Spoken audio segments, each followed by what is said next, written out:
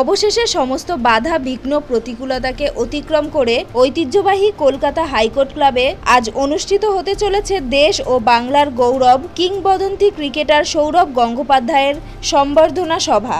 প্রসঙ্গত হাইকোর্ট ক্লাবে CAB representative তরুণ চ্যাটার্জির পৃষ্ঠপোষকতায় ও সৌজন্যে সৌরভ গঙ্গোপাধ্যায়কে ক্রিকেট জগতে তার অসামান্য অবদানের জন্য তাকে সম্মান জানানোর সিদ্ধান্ত নেয় হাইকোর্ট ক্লাবের সদস্যরা।